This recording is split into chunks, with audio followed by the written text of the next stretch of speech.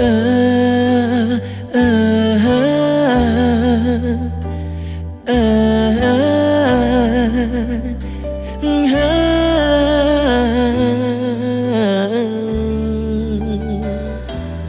มันตอนเธอเปลี่ยนเวลีผมเงียก็จะเจ๊งเตย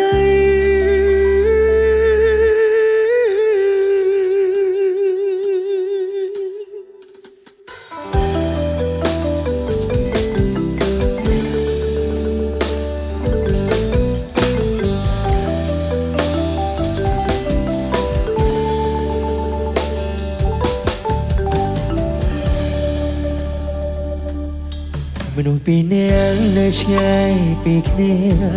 แต่เวลีเชียเนียกำนันอ้อยผู้เยื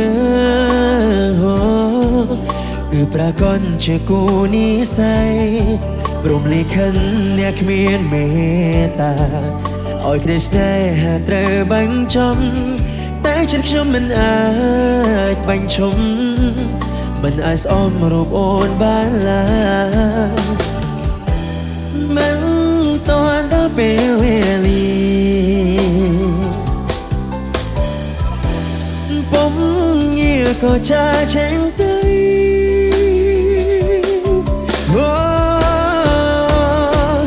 สมบทนิสัยเพราะไล่ใครสนายยังหาย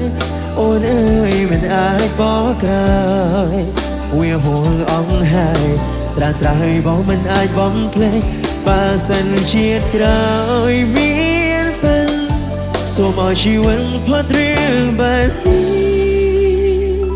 ก้มอ้อยชูชอนพอดเรื่องกำสอนสมบัตินิสัย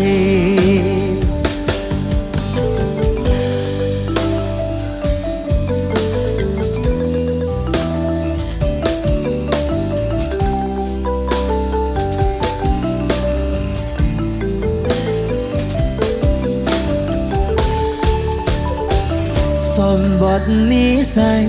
เพราะอะไรใครสนายยังหายโอนเอ้ยมันอาจบอกกลาย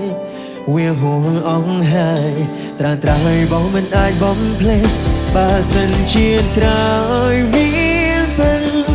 สมอชีวิตพอดเรียงแบบ